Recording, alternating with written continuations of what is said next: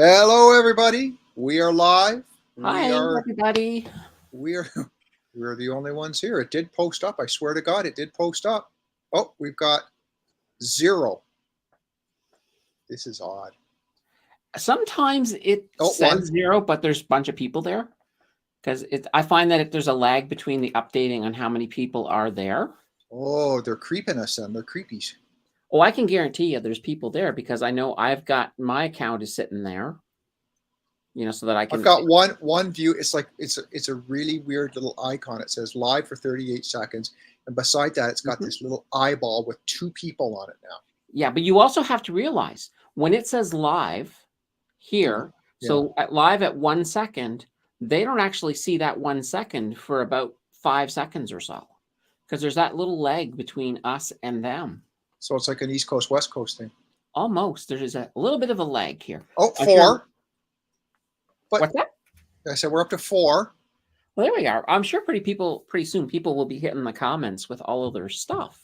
Pretty soon. I'm gonna type in here. Yeah. Now my background tonight, not confused. It's broken pumpkins, because now that Halloween's over, everybody's got all them busted pumpkins out there in the yard. Yeah, and we're supposed to put them out without the candles in them, because that doesn't pass through the animals very well. Yeah. Yeah. Absolutely. And you can always, you can always take the seeds as well and just throw them in your garden and have pumpkins growing there next year. Hey, guys. Hey, I do guys. like the pumpkin patch. Silver? Oh, there's Silver. Hey, Silver. How are you? Yeah, we got Apollo here. And, you're right. It is a lag. MC's there is, absolutely. Here. Silver. Excellent. Apollo.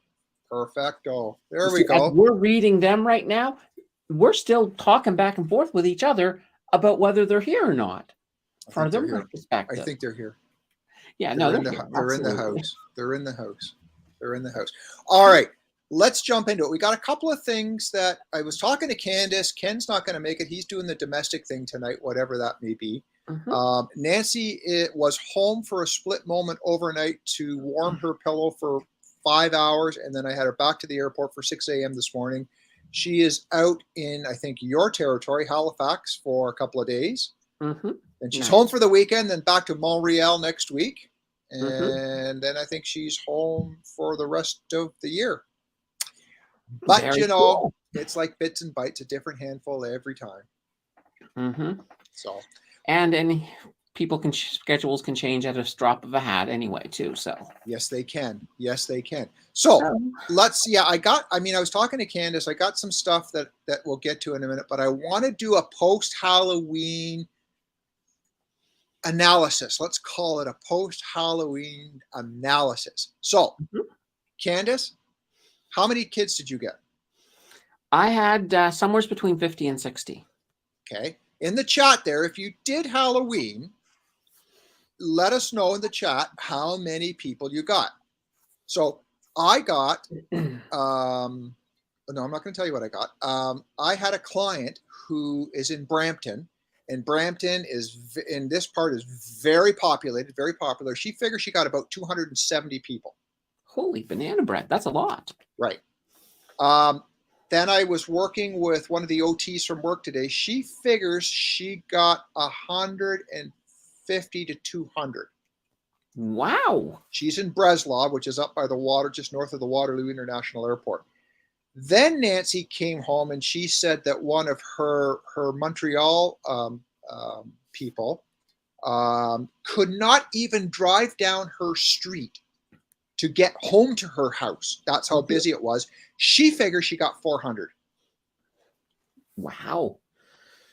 400 kids. I mean, God bless you. It's bent up, and it's good to see them out. And it's the only night that, it's kind of giving back and having fun, and it's for both sides. It's for people giving out candy, and it's for the little kids coming up and knocking on the door. So first time in the neighborhood for us here. I was in a different part of Oakville for 40. Jesus, how old am I now? 57. 43 years of my life, I was in a different part of Oakville. I was in the east part of Oakville, and it would be hit and miss with the kids. We would always get some kids, but depending on whatever. The tighter the houses are close together, the more people can turn and burn to the doors, obviously. So I got 0. Oh, wow. So here's the story.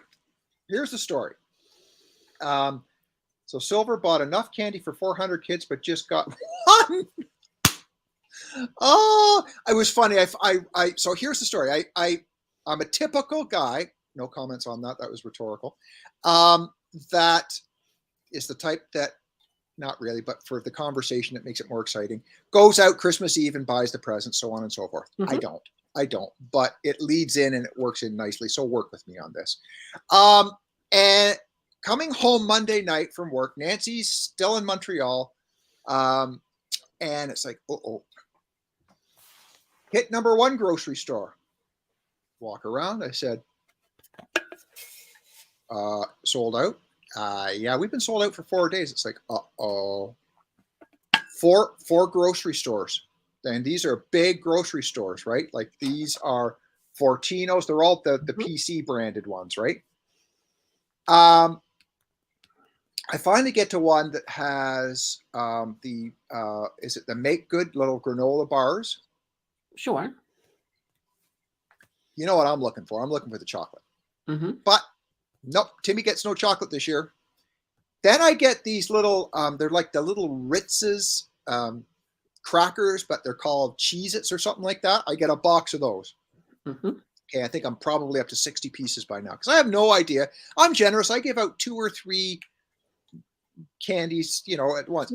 And then it's like I get the Maynards with the chewy, gummy, sweet and sour and sour tasty ones. It's like, so I get that as well. Not a one person. What really got me here, was I went to one and I said,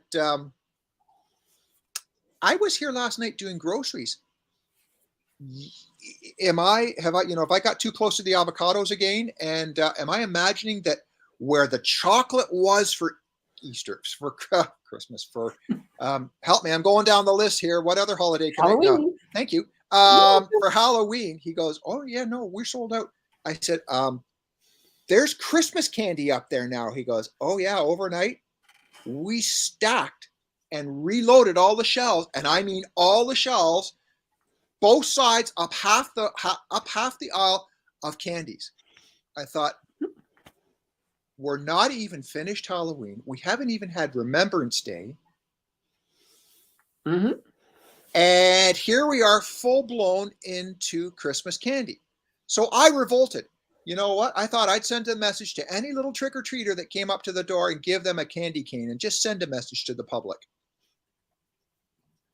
I didn't get any kids. I didn't get any candy canes, but it's the thought that counts. You know what I'm saying?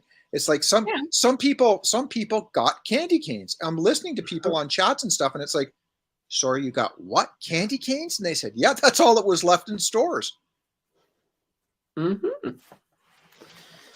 Well, that's kind of funny. I guess your revolution kind of didn't happen. Well, I think it was Andrew. Andrew, our friend Andrew. He's on Ken's show stream, and someone had put in, and I don't remember the line of it. They said, but why don't we make? It's not a weeknight. It's like potentially less traffic. Yeah, you get more people that would probably go to parties and stuff. So it's a give and take. He went off on it. That's ridiculous. We don't muffle around Christmas and stuff like that and make it every last. The fourth Saturday or the last Saturday of every December, and I thought, I got to thinking, I thought, well, we kind of make Labor Day the first Monday of every September. We kind of have also the first or the third or whatever Monday in October. Is it the first Monday? I think it's the first Monday in October. Yeah. Easter's a hit and miss. It depends on Passover. Has to do with the moon. Oh, the moon. Yeah. Yeah, because it's so many days from a certain full moon that happens in the year. Oh, someone told me it had something to do with. That's why it moves roughly 28 days. If you have to look at where Easter can be, it falls within that moon cycle of 28 days. Oh, I'll never forget the year that we got out of March break. And this was years ago. We got out of March break, and the next week was Easter, and I almost lost my. It's like what? But I'm thinking. Andrew had a point. And he didn't have a point. He said, "No, October 31st. It's this. It's supposed to be October 31st." And I'm thinking, yeah, but we have different religions that celebrate Christmas on different times, right? Like, isn't it the Greek Orthodox is January 12th, and us is, Germans do it, Germans, I don't know if most Europeans do it Christmas Eve. But, maybe it's because October 31st has some significance. For example, that's the day Harry Houdini died. That's also the day that Satoshi Nakamoto released the white paper on Bitcoin. Ooh, there we go. See? We got some stuff going there. See? Yeah. So I don't know. I thought I'd pop that out there and just, Yeah. I mean, and the whole thing with December 25th, I mean, that's basically Meowmas. That's the time we put a tree up with stuff on it for cats to knock off. Yeah. Well, and I think Andrew's point was it's religious. Like, it was a religious mark in the calendar, and it's like, okay, but so is Easter. True enough. But I'm not going to argue with Andrew. Not. Yeah. You can. That makes sense. I mean, the whole thing as well with Christmas. I mean, even though it's a religious holiday, the reason all of the dates and that were chose is because that's when the pagans before the Christians came used to celebrate something, their version of it. I think they called it Yule. And so they were like, okay, well, we want to convert them to Christianity. So let's create a holiday that we can fit into that spot. We'll even bring their tree inside, and we'll do all of this other stuff for them. Yeah. So that's what they did. That's when a lot of the traditions from Christmas don't even come from religion, but actually come from paganism of all places. Yeah, it's it's everything has become so, like, when we were growing up, and I don't know, for the folks in chat, what your childhood was like and stuff, but it wasn't commercialized. It was this was Christmas, Sunday stores were closed and stuff like that. That was the day I grew up in, and it's just sort of become a commercial. Well, and that, I mean, Candace, there's signs up already saying Black Friday event. Well, Black Friday is this year, is November, so. I know, but holy cow, we're just out of Halloween. There's people starting to talk about the Christmas. Like, I understand we're into Christmas parades and stuff a couple of weeks away from that. I get that. But there's other stuff, like people turn those Christmas lights off. Holy Toledo, The next time I see a low-flying plane, it's going for a house. I swear to God, because they're going to confuse it this early in the year. Someone's going to have some serious answers to or questions to answer. You know what I mean? But hey, that's just my opinion. And Silver says she doesn't do Christmas. There's people who don't do Christmas, and I don't know. I mean, Christmas was always commercial to a certain extent. I mean, I know when I was a kid, one of the best days of the year was when the Sears catalog came. Yeah. And, you go through all the toys, and it's like, okay, here's everything I want. Yeah. Yeah. Did you where were you? Were you down east at that point? Yeah, Nova Scotia. So did they have consumers distributing them? Yeah, we also had the consumers distributing one as well. Yeah, isn't that crazy? But I'm pretty sure that the other one was bigger. The Sears one I thought was a little bigger than the consumers distributing, but Sears was huge. Oh yeah, it was pretty darn big. It was huge. Like, it was like when Mom hit me, it hurt. Like, I mean, when it dropped on the floor, it was loud. But anyway, who am I to say it's over and done with? And I don't get it. It's just changed. I used to get real candy apples for Halloween. Yeah. You used to get those. Remember I don't know if you got them down in the East Coast, but we used to get popcorn balls. Well, my aunt used to be famous for her candy apples. So she'd make them every Halloween, and she'd actually put on the popsicle stick, she'd put her address and phone number on it. so the Oh, parents could know that, they could call her if they were uncertain with them. And was it red or was it caramel? it was the caramel, so the darker brown. Oh, They were really good. oh. And they used to have the kits for them where they Mhm. had the big circular caramel things. That's cheating. You're supposed to actually warm it up and dip it. And Yeah. that's how Martha would do it. Yeah. Yeah. Absolutely. Except for the year she was in jail. She probably didn't make caramel apples in jail. Well, that's a different caramel apple, Mm. you know. Yeah, Yeah. exactly. But Yeah. yeah, good old Anyway. Christmas. And Halloween and this and that. But anyway, Yeah. moving on. Yeah, so I thought I would. I am on the wrong bloody stream for this. Shoot, I've got two browsers open Mm-hmm. and I can't do what I want to do. Yikes. Um, Well, while you're figuring that out, I can yeah, talk you a do little that. bit I'm about good. the TSX yesterday. Yes, it broke, didn't it? Yes, happened? yes, it broke. And as a day trader, when the TSX breaks, sometimes so do you. So here's the funny thing. I started off the day I made my first trade. So I had put about quite a bit of money on this on an oil stock, and I was sitting there.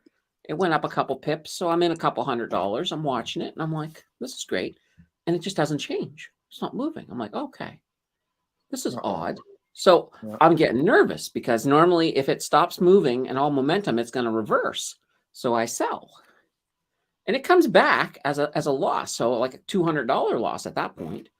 I'm like, "Oh, okay." I don't know how that happened because everything said that I should have been in profit. Mhm.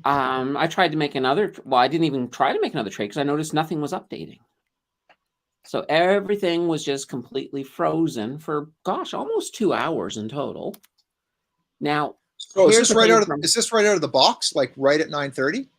No, it probably happened closer to 10 because I had enough time to get in there and get wrecked on that first trade.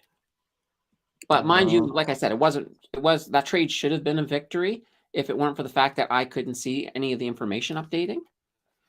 So then, and here's the funny thing. I should know better than to trade any of the TSX the rest of that day. Because even once they got it fixed, there's going to be some issues.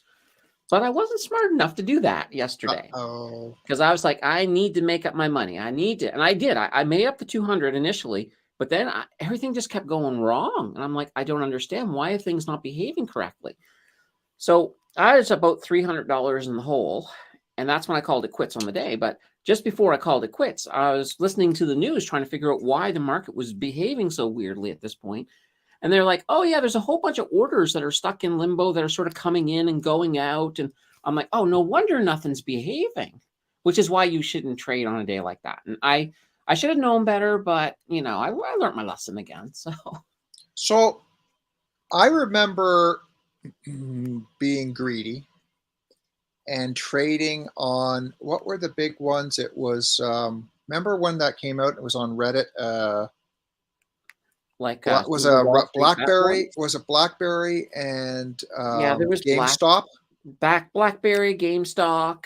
What was that? What was the other ones? Remember it was like was it a year ago? Yeah, there was whatever. There was a whole and bunch people of were, them. and people were making a pant load if they were doing it right. So day one, I got greedy, and folks, this is why I don't do what Candace does, because I don't have it to do it, and so I got greedy. I made some coin on GameStop, I think.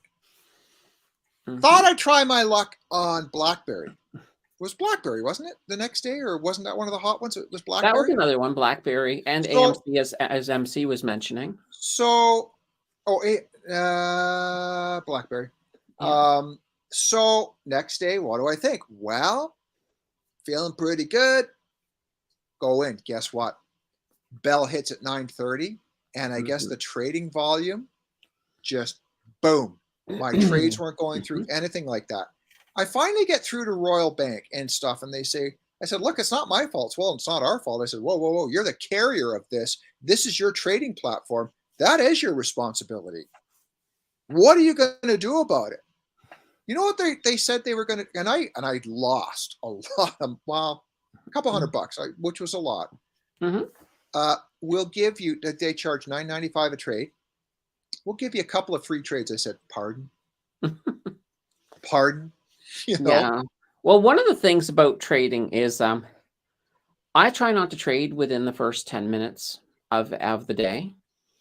And the reason for that is that because you've got all of these people. So let's say, for example, the other day, Air Canada had some really good news. Mhm. And so I knew that stock was going to go up. That one I did jump in early, but I'm just using them as an example. But if you jump in early and everybody else and their dog jumps in early, all those ones in front of you are going to drive that price up. Mhm. And if you process up at the top and then the prices, then they were already selling off and the price is dropping down, you can get pooched pretty quickly on that one. Yeah.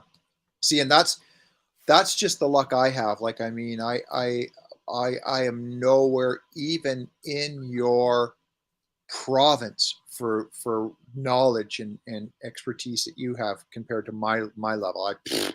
I'd be the one going, I got taken, and it's like, yeah, it's my own freaking fault for doing that, right? And but you're right, it just goes absolutely wild. And isn't I remember talking to Ryan about this. But there's after hours trading, right? Mm-hmm. And is that actual live transactions happening in after hours, or is that, well, I don't know what to call it, bids or orders or whatever being put in, but they're still sort of guaranteed at those prices?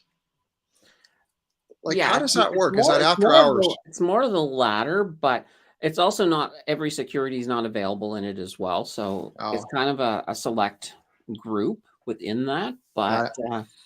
you also need a lot of accreditation to get into something like that. Oh, First of all, yeah. you need to be in a broker that can do it. Yep. And I could be wrong on this point, but I think you also need to be an accredited investor to do it as well. Yep. Yep. So I think those are the two big ones. So, See, in crypto, you don't have to worry about it because it's 24/7. oh, exactly. But in a way, as much as I'd love to see the market open 24 hours, I like the fact that I know that my trading window is small and I can sort of build things around, because usually with trading, so most of my money will be made before lunch. And then the afternoon, the afternoon is a little bit harder. It's much harder to trade in the afternoon because a lot of the volatility that you would see on these stocks, you'll see it flow a bit more and easier in the morning. So you can make a lot more ups and downs while Yeah. you're in the morning session. Mhm. Afternoon session, sometimes things just like to get into a very, very tiny, almost sideways motion. You see a lot of that. So, and that can be much harder to trade. Yeah. So that's Yeah. one of those things. Like if I'm really, really up by lunch, I will go into super conservative mode in the afternoon. Like, you won't see a $20,000 trade from me. You might see a couple of $1,000, but it's not going to be a big trade Right. because, Yeah. I'm just not going to put risk up on something where chances are you're not going to succeed, or, you might fight and come out even at the end of it for too much time and effort. I've seen more advertising, and as I peruse YouTube on a YouTube looking for stuff to watch or of interest and stuff like that, I see, and I don't know whether it's me or whether I haven't been aware of them as much now, but I am. But there's more stuff coming out on how to day trade and how to do this and that, and it's like, oh dear God. Yeah. Well, Oh no, no, people no, right now no. people are looking for ways to make money. Yes, yeah. And there's a lot of people who, for example, don't want to go back to their jobs, Yep. who are thinking, okay, well, I'll just day trade and that'll be my way of making a living. Yep. So yeah, there is, and some of these people are going to get absolutely wrecked. It's, it's inevitable. Yep. So I don't know, but yeah, It's all just of as the people who are on YouTube, for example, just throwing together courses and just trying to exploit people who are into day trading. That's what they're doing. So yep. I always say, if anybody says to you, I've got a day trading course that will teach you how to make profits guaranteed, you should be running away from that course, Mhm. because the best day trading course in the world is not going to help you if you just don't have the right aptitude for day trading. No. So, and a lot of people, and it's like when we first started this channel, you know, we were more crypto. There's no doubt we were more crypto, and we had Tim Perry more involved, and so on and so forth. And we were throwing out coins, and Tim was, you know, great on keeping us up to date and stuff like that. And we'd get comments in the chat saying, so what should I buy and how much should I buy? And it's like, you could tell by the simple sort of flavor of what they're saying that this was the type of person that next show was going to just rip us apart for saying, I invested $500 or $100. And it's like, yeah, because you don't know. You've got to be able to, you got to know what you're doing, and you got to be able to understand the peaks and flows and sit in front of the computer and set, I call them alarms, but, you know, set whatever for whatever voodoo you do, you know. But it's just, some people just don't. Yeah. I mean, and that's the reality. I mean, I know this myself. I mean, because I'm, you know, always presenting different stocks and such. And that's why my response is, you know, hey, do your due diligence. You can watch and see what I buy. You could even, if you want, you could go look up my video on what's in my portfolio, and you could duplicate it if you want. That's on you. It's not on me. I'm just showing you what I do. And that's why also, if I make a mistake, I'm going to be like, here's something I did, and it's horrible. So, yep. I know it's incredible. Now, moving on to our next topic, folks. I spoke to Candace about this, and it looks like I've got it ready to go. I don't know how this is going to go. This is not, so I'll qualify those for the YouTube people who may give me one of those. This is not from YouTube. This is directly from, it was publicized on Facebook. It was publicized on Instagram. It was published, or not Instagram, TikTok. And it's going around, and this is not meant to be a political statement. It's not to, it's just an observation and for conversation. And it's not meant to be derogatory or disrespectful in any sort of mean. But I thought it was interesting that I've heard about it, and then it hit the news, and I'm going to try and play it. And I think it's about a 2-3 minute clip. So I'm going to let the clip run, I think, for the full bit, right? And see how we go. And if we get cut, I don't know that I can get another stream up. So let's keep our keyboards crossed, shall we? We'll tippy toe through the bomb field. All right, here we go. Here we go. So, ladies and gentlemen, this is this is. Can I do this?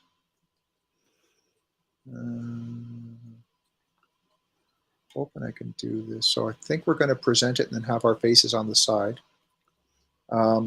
This is something that I heard about from my son, and I think it was my son, and I heard it from Tim Perry, and I heard it from someone. It might have been Ken, or on Ken's screen or whatever. But it was shocking to hear that there were police stations in here, sort of governing or watching over, or how shall I say, what's the word I'm looking for?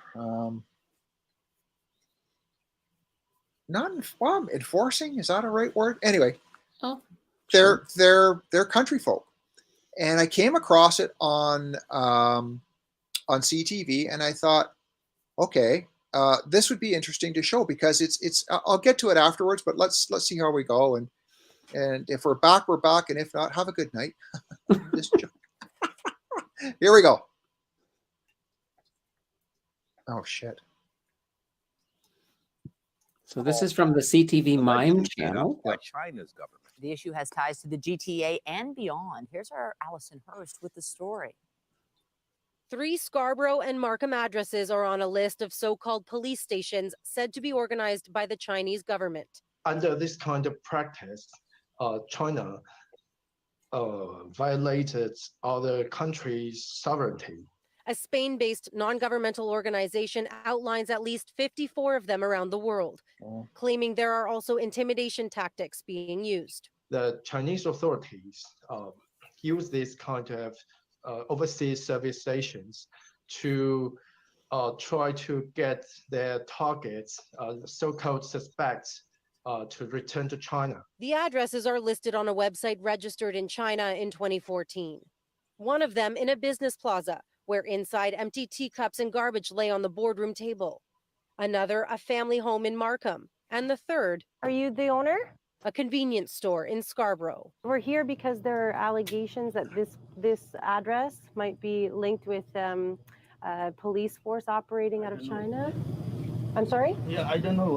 In a statement, the RCMP says it is investigating reports of criminal activity in relation to the so-called police stations. And it goes on to say it takes threats to the security of individuals living in Canada very seriously and is aware that foreign states may seek to intimidate or harm communities or individuals within Canada. The Consulate General of China, meanwhile, does not deny opening, quote, service stations due to the pandemic. For services such as driver's license renewal, it is necessary to have eyesight, hearing, and physical examination.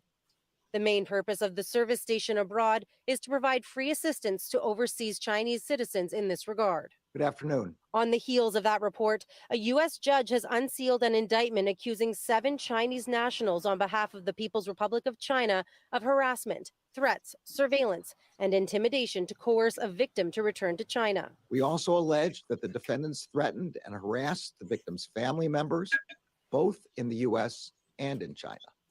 The indictment says one of the suspects offered for PRC leadership working on the case to come meet the victim, John Doe 1, in Toronto, Canada. So, Wow. We're still on the air. we are, yeah. So I'm just trying to, no, stop sharing. Am I back on? Are we back on? We're back on. There we go.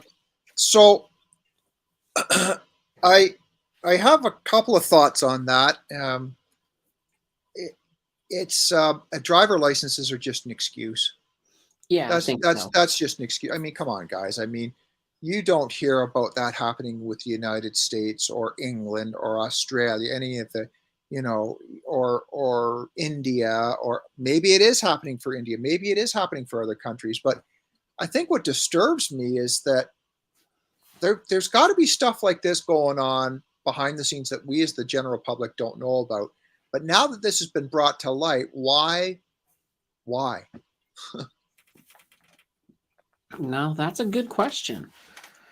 I mean, yeah, the whole driver's license thing, obviously they could make concessions back in China for when these people return. So that is obviously not what these things are.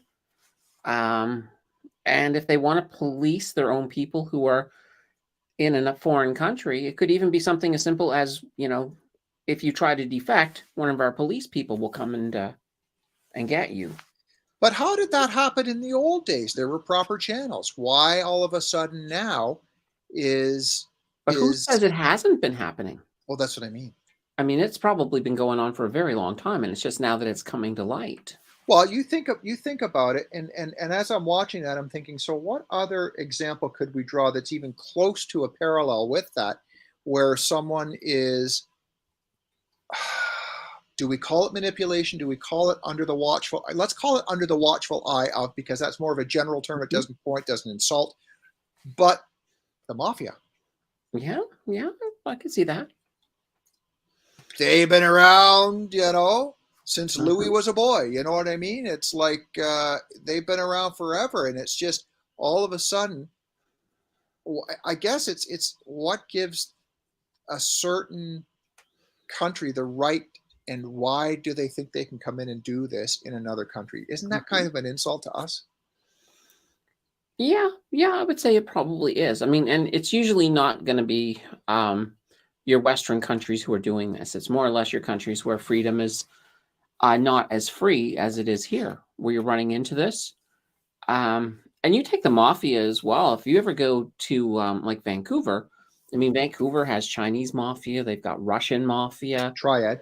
Yeah, they've got a whole bunch of different, and it wouldn't even shock me to find out if they were working in conjunction with some of these police services.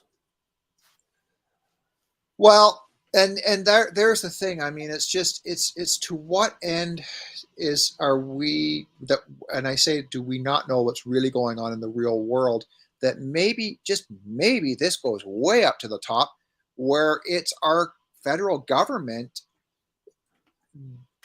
doing this and that with countries saying you can do this if you do that and this and that, and it's a trade-off, and it's collecting data, or it's for the gain of something. Nothing is done for nothing, or something is not done. Look at it this way. I mean, look at it this way. If you're CSIS and you know that this is happening, and it's currently still a secret, not anymore. Maybe it's in your best benefit to let it happen, because then you can sort of be spying on them through these organizations. It kind of creates that gateway both ways in some sense of the word, if you think about it. Do you honestly think that the Chinese people are allowing this to happen, not thinking that they're being watched and spied on and that they have plants in there? These people are very intelligent people. You got to realize, though, when it comes to intelligence, I think every side knows that every other side is watching them. Yeah. So, I mean, it's just kind of one of these things. It's kind of like, how much are you willing to give up, and how much are you willing to take? And that's where you're going to determine whether it's feasible or not.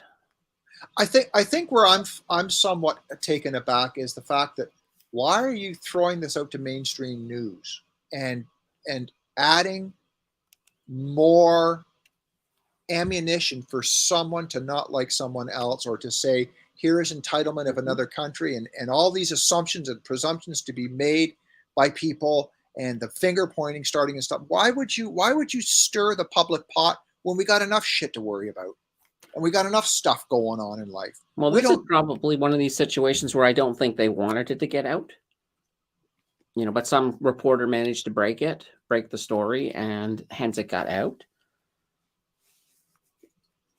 Yeah. I think that's the only reason that we found out. I mean, obviously, if they hadn't, this probably would have just continued on the way it is. I guess. I really, I don't know.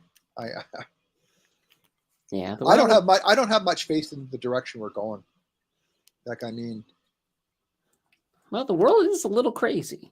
It seems that it's so easy for one organization, group, and hang on, don't go jump into conclusions here, folks, until I explain myself, can take another hostage. Here, prime example. And I'm not looking for a fight. But Friday, all of the support workers are doing a walkout for the education in the schools. Mm-hmm. Because of money. Okay, they're not the teachers. Don't get me going on teachers. Mm-hmm. Right? So it came up in conversation with a client today, and he says, he call them janitors. I'll call them janitors. I don't know the correct word to use, so I'll go to what I know is janitors or sanitation area engineers or whatever the case is. Top earning is like $25, at least in the Brant County, which is Brantford and up and there. And entry level was like $17.50 or something like that. And I went, okay, I can kind of see, like, I bet you Andrew's making more than that, and he's doing the same job out in Sarnia. Mm-hmm. But to walk out and to hold a school board hostage, and to say we're shutting down the school again, when we just got through Thanksgiving, next Friday's another bloody PD day here. Come on. Like, mm-hmm. Well, we just got them all back to school too. Right. Yeah. Right. And I guess my fuse is short, my wick is shorter for one group or one organization, whatever. Again, don't mean to piss anyone off, holding the public hostage. And they have the power to shut people down. Yeah. What's with that? Well, here's the thing, though, too. I have no sympathy for them at this moment, only because everybody's in that situation. Yes. Inflation is beating the banana bread out of absolutely everyone, and they're no exception. And I don't think we should be making concession for one group of people. We need to be looking at ways to try to solve, well, inflation. You know, that's what all these rate hikes are all about. But this is political. Mm-hmm. And you're going to buy more votes doing it this way than you are doing it the slower way and chiseling away at inflation. Yeah. Well, I think I look at it this way. I think Ford and his crew are probably gaining votes by keeping the schools open, by back to school legislation. Oh yeah, So yeah. Or back to work legislation. I don't, whatever they're calling it, because it's not the teachers. I said to some guy, I said to one of my clients today, I said, do you realize, I said, that it's been, and this guy comes from a union background and stuff. I said, it's been probably 8 years since I've had a raise. Mhm. And then he looks at me and I knew where he was like, he's about to go, and I went, oh, I'm self-employed. But let me tell you, I am at the mercy, because I am in a regulated industry, of what our government decides they will pay us. You don't see me going on strike. Mm-hmm. I got a dangerous job. You don't think a driving instructor's job in what I do is not dangerous? You are off your rocker. I dare anyone to get out there with a first-time driver and put them through 10 hours of training and then come back to me and say, yeah, there's nothing dangerous about this. You're not taking your life in your own hands at points in time. Bullshit. Sorry for the words. Bullshit. I take my life into my own hands every single time from the passenger seat I'm in that vehicle. Doesn't matter if this is a seasoned police officer or not. I'm dealing with people who are also dealing with anxiety and other problems. And you don't see me marching down with a little picket sign with a stop sign, and I go, stop it. I'd have people stopping, but I mean, Well, I know. Anyway. 2 weeks ago, when I first hit the highway, my driving instructor, he was just like, please speed up. Please speed up. Have you done that yet? Yeah, we've been on the highway. And why? So let me ask you. Speed has been 90-kilometer highway. Ooh. See, I usually so on the highway. No, on Jesus, Bank Street. Candace. It's like, here. He told me to do it. Hold my Starbucks. Boom. Well, I don't think it was part of the lesson, right? Because we were at the point where he said, "Oh, I'll just drop you off at your. We can drop you off at your house because we're near your house." And I said, "Well, my house is over there." And he says, "Oh, do a U-turn. We have to. That's the best way to get there." And I'm like, "A U-turn?" He says, "Yeah, it's safe." I'm looking around, making sure that there's nothing. So let me ask you a question, because you're a new driver. Why did you go slow on the highway? What was my first time on the highway? Like I had been driving everything slow, but you've seen it done so many times. And most of the stuff we'd been doing in practice and learning, he was like, we do it slow because, then you can learn. You'll do it fast later. So that was kind of the whole thing. So I was so used to us doing everything slow. And then I get out on the highway, and it's like, and I didn't even know I was going to be going on the highway. I thought we were going back to do more stuff. Oh, he didn't tell you? No, I didn't know until quite literally I came to the car, I did a circle check, and he was like, okay, you're going to drive us to the place where we're going to do some training. Oh, did you do the pylons? We haven't done pylons in that sense, no. Like we've been using real vehicles. I didn't mean the construction pylons. Yeah, no, I mean like instructor joke. We were using real cars, like when we were doing parallel parking and. Yeah, no. Pylons is you do the emergency braking, you do avoidance swerving. No, we didn't do that yet. How many have you had? 4. 4 doubles? Well, no, 2 doubles, so 4 lessons in total. So 4 hours. Oh yeah, it'll be hitting you either next time or the time after. Yeah. Yeah, so that's anyway. And did you just do one exit, one merge, and one exit, or did you do another one after that? No, we haven't been on like the highways that we've been on have just been like your basic 90 kilometers in the almost in the country. So So they you haven't haven't been like been on the 417 or anything? no, we haven't been on any of those yet. Okay. Yeah, I imagine that's coming. It's the most anxiety that you will have is the fact of I've got to get on, and that's where you rush yourself, and it's like no, come around, get in the acceleration lane, and put the pedal to the metal and match the speed of traffic, and take a breath. Yeah. Oh, I'm Take a okay. I breath. think I'll be okay once I'm on it, and then I've I'm No, but got the myself toughest staggered part is merging. Once you're on, you're fine. It's the merge that gets Yeah. everyone's weeds in a whack. Yeah. Although I will say he did impress me because when he wanted to demonstrate to me how to parallel park, he Yep. did it from the passenger seat. Oh yeah, that's I was just like, seriously? oh yeah. Yeah. But anyway, yeah. It's no, we do that all the time. I mean, when I had the standard transmission car, funniest complaint I got was this one person crying at me saying, "My God, there's 3 pedals. I only have 2 feet." This is a standard car. Hello, McFly. But it would have a brake. So my standard car had brake clutch gas. And when we're doing, you done the flattened S turn yet? The S approach? No, not really. Okay, you've done left turns at lights. Can you imagine being out there, light goes amber to red, and they stall the car, and you're in rush hour traffic? Yikes. Let's talk about not having a dangerous job. Mm-hmm. You know what I'm saying? Boom, I got the clutch in. I'm doing all my footwork from my side and steering, and the students, I said, hands off, feet off, and they're like, and I'm out of there. And it's no, every day before I go to a driving training lesson, I'm always like, well, Jill, it's been nice knowing you just in case I die today. You won't. You're in good hands. Yeah, so far so good. So let's talk about Mr. Musk for a minute. Oh, Elon. Yeah, looks like he's thinking of charging $8 for memberships now, huh? That's because he got a lot of flack from a lot of celebrities who were threatening to leave Twitter. And why were they threatening to leave? Candace? Over the whole $20 thing, they thought it was ludicrous for him to charge $20 for a tick. And why are we now having to pay for Twitter? Well, you don't have to. Only if you want to be verified. So if you want the little blue check mark, you're going to pay $8 a month for Twitter, the Twitter Blue or whatever he calls it.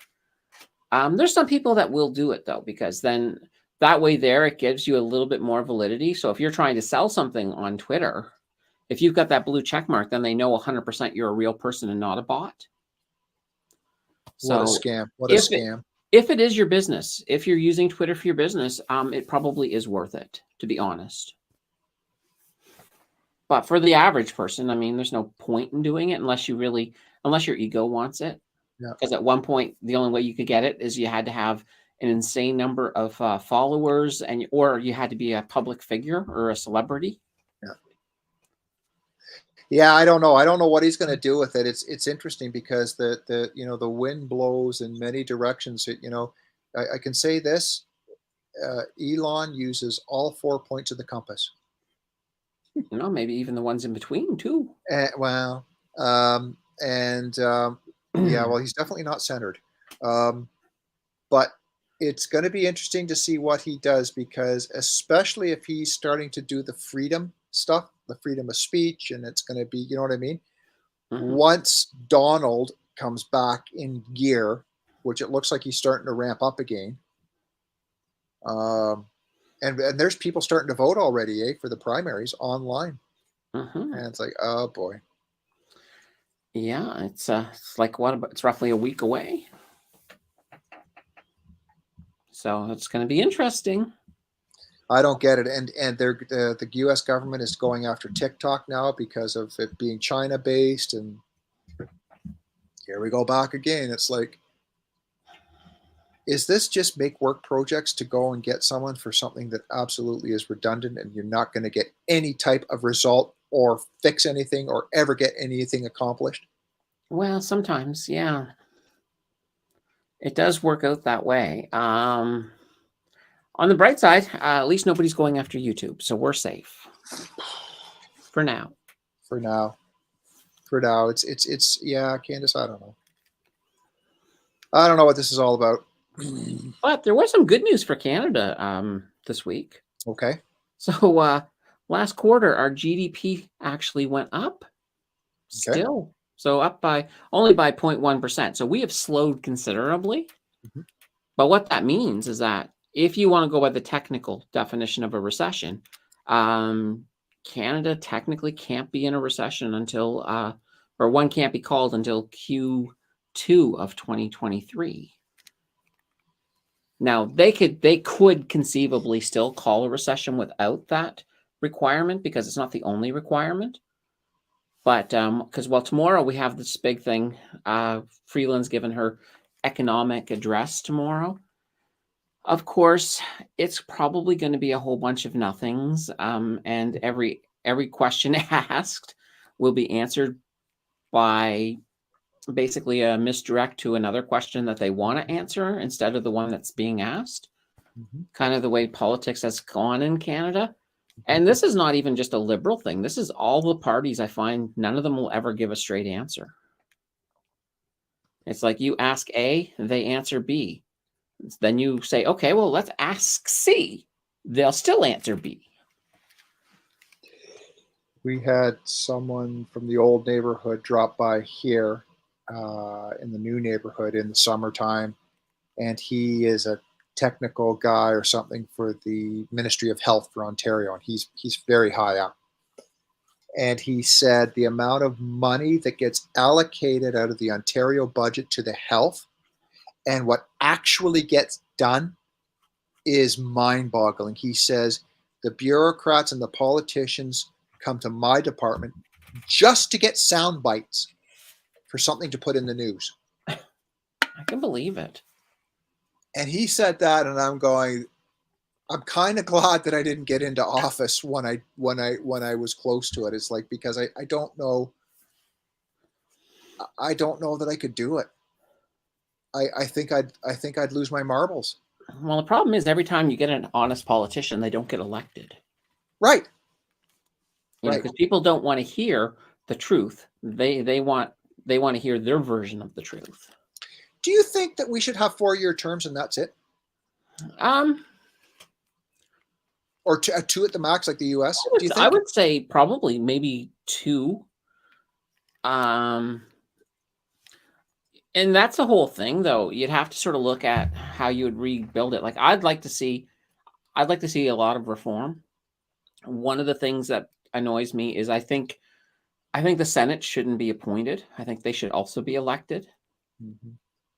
You know, true representation of what the people want. Because even if the people put in the government they want, and that government is giving them the bills they want, if that Senate is mostly left over from, another party, those bills may not even make it through. And there's nothing anybody can do about it. So that's a really good point. So what's your opinion on the fact that someone gets in for the first term, it's new blood, rah, rah, rah, rah, rah. There are some changes which are the political promises being met in most cases from the campaign. They go through, I have an idea. They go through and they get through to a point where they go into term for the next one. And now what happens is the dynamics of power change, but they're still in power. Minority, whatever the case is, I don't know. You mixed one. But do you think in a case like that it's like, okay, wait a minute, this isn't moving our country ahead, that triggers an election to say, we got to get this whole gum bear going, and we're not going to let this ride another 3 years of just foolishly doing nothing. We need to keep a country, which is a business, Mm-hmm. moving. So boom, call an election and smarten up public. We need a majority in somebody, or smarten up public. Like, you know what I'm saying? You know the point I'm trying to make there? You do? No, I know. I understand what you're trying to say. Okay. What am I trying to say? Let me throw my idea at you. Okay. So you were saying, should we only give them 4 years in total? So 2 terms, or, why not do 2 terms? So let's say if a term is 4 years, so they could do 2 terms in the House of Commons. Then if we make the Senate electable, the only people who could run for the Senate are people who've already done 2 terms in the House of Commons. So do 2 in the House, and then you can do 2 in the Senate, and then that's it. That's your career. So, I mean, that gives you a nice lengthy career. And that also means that the people who are senators are experienced because they put their time in through the House. So they understand the system, they understand politics, and they're not, they should hopefully be wise after that. Because the senators who are appointed don't necessarily have any political experience. They're just No. appointed.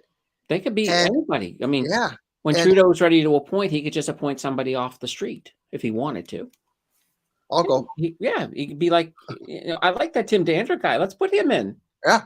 Here you go. Here's a job for life with a great pension. Yeah.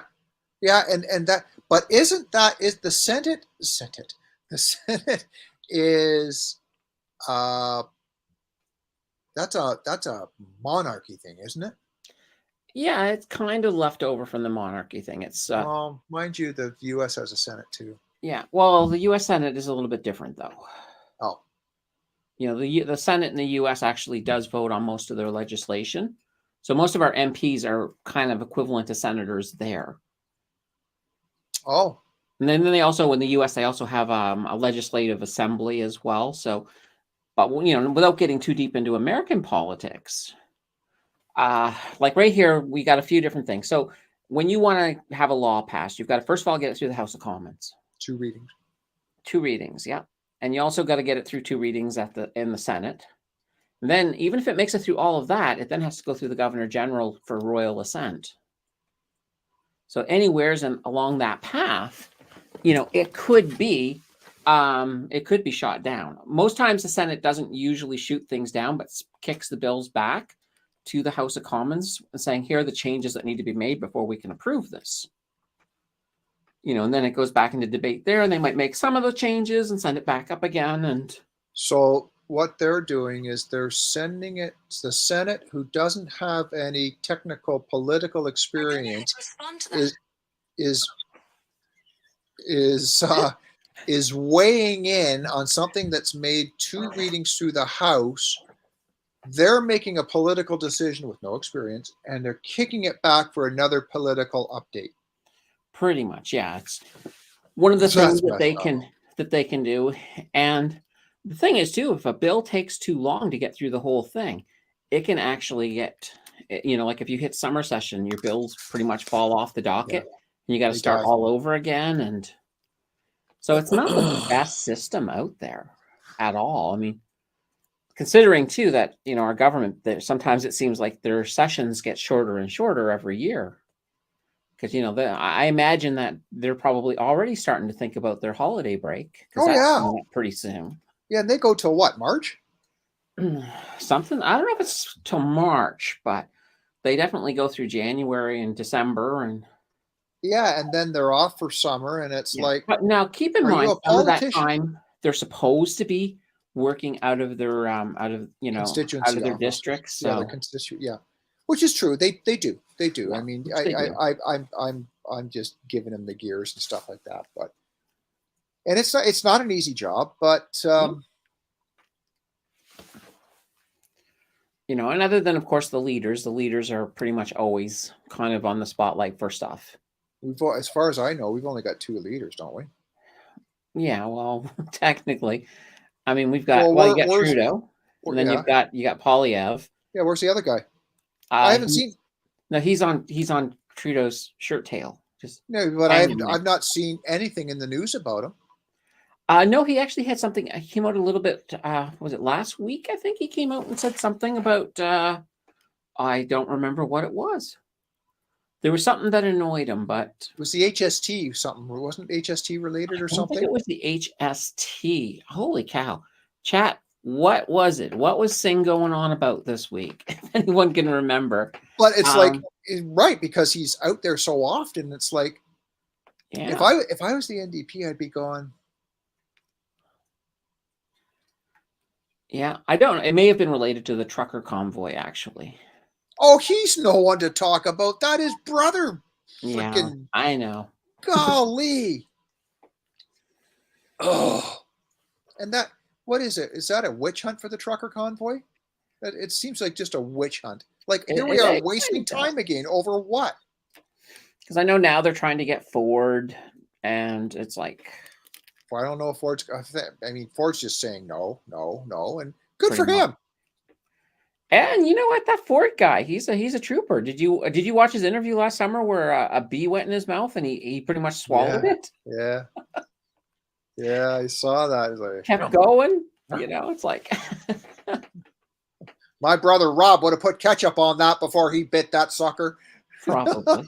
His brother Rob probably would have rolled it in something, and you know. Yeah. Oh, sugar. Those guys. And of Uh, course, other big news this week too. We had a rate hike today over in the States. a what? A rate hike, Oh, 75 basis points. oh. You know, and the Fed, Jerome Powell was talking and saying that you know, we're going to do what it takes to get inflation where it's going to be. So you know, they weren't really dovish, they weren't hawkish, but they kind of had a hawkish tinge to what he was saying today. But the markets seemed to do okay with it. But you know, and I think with the U.S. part of it too was they had their jobs report that came out this morning too, and they still have insane number of vacancies of jobs that can't be filled. So that is just not helping anything at all, and that's not helping inflation. And if anything, they could see another 75 basis points in December. You know, So unless by they, so as part of this justification or not justification, pardon me, is part of the rate hikes and them doing 75 now and raising it. There's other points to it. There's other reasons for it. Mhm. But is some of this to raise the price of everything and not the wages that correspond to it that forces a person to get out and go, holy shit, I gotta work or else I'm not going to have any money. So it kind of is in a roundabout way to spawn the job market. Is that, am I off base with that? No, it's not going to. Technically, what it should be doing is by making interest rates higher, it makes it harder for businesses to pay all of their employees. So a lot of times businesses have to downsize. So they're trying to cut the number of available jobs. So that's one thing. Also, it also will cut demands because people can't buy as much stuff because they're paying they're paying a lot more interest. Mhm. So you're paying more on your credit card, you're paying more on your mortgage, Mhm. and any other loans that you have. Mhm. So you're not going to the store and spending $1,000 every month on crap because you just don't have that money. You might be able to spend $200 a month on crap, but then you're worried about a recession. So you may just hold on to that $200 and not buy anything. So that's the whole thing. These rate hikes are designed to slow the economy down, and chances are if they can't get inflation under control, they're going to push themselves straight into a recession. There's no way around it. Yeah. Do you think we could sidestep a recession? Do you think that No, do you I don't think think- that I don't think technically we want they could to. get away without even officially announcing a recession? Do you think we could get away with it this time? No, I don't think so. I think we need it, to be honest. And this is my reasoning is that we need to sort of flush out the pandemic. We need to basically undo all of this damage that was done with all of the money that was just sort of thrown out, to everybody. So it is a healthy part. I mean, it's kind of like if you think about a forest, sometimes if you want to grow a good, some good trees, you have to go in and clear out all the dead brush and, you have to do a little bit of maintenance. And that's kind of what a recession is going to do to the economy. So it's going to clear things out so that we can then have half decent growth. Because if we don't get that recession, and let's say we go back into, some kind of a hybrid bear, but maybe not technically a bull market, it's going to still catch up with us. It's coming. It doesn't matter. I say we just get it done now. Get it done, get the pain over, let the economy heal. And then we can enjoy, maybe 5-10 years of prosperity on the other side of it. Do you instead think of having it hanging over our head the whole time? do you think and the only thing I can relate this to and it's just because it stands out is things when Trump was in his first term he had stuff just going, like, I mean, the economy was great, people were making hand over fist and money and stocks and bonds and everything was prosperous and stuff. Do you think that when we get through this that we'll ever get back to anything that's close to that? Yeah, absolutely. It's not going to now. Let me just put a corrector on that. The second, we flip the switch and we're moving out of a recession, it's not going to be instantly bang, No. champagne bottles flowing. It's not going to be that fast. It's going to take a little bit of time to build up that momentum. But that's the way the bull market will go. I mean, things will get better. Prosperity will come back. We need some time to get away from the recession before people will start spending again, because they want to make sure that it's really gone. Yeah.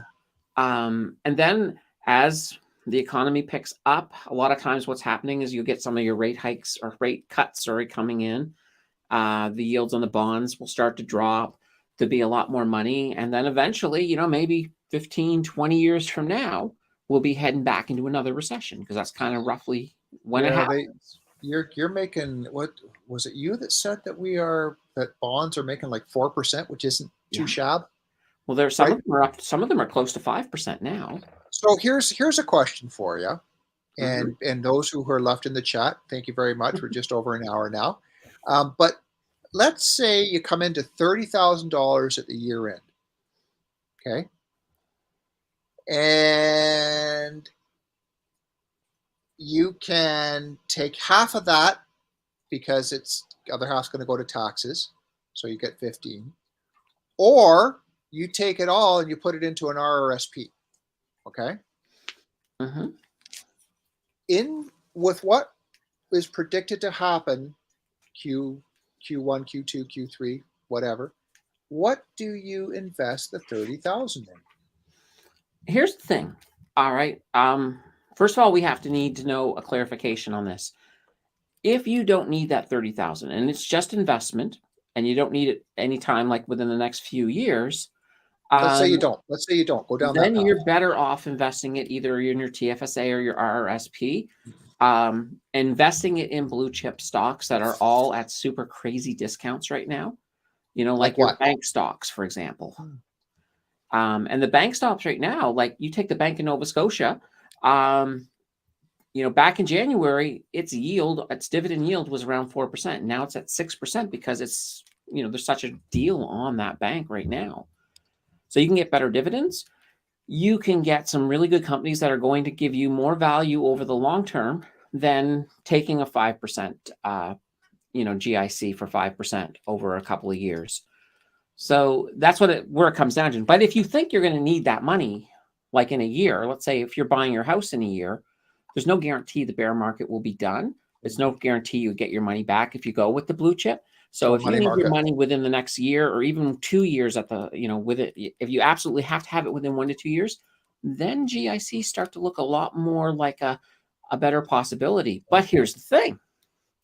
GICs right now are about 5%, or just, some of them are anywhere from 4.75 to 5.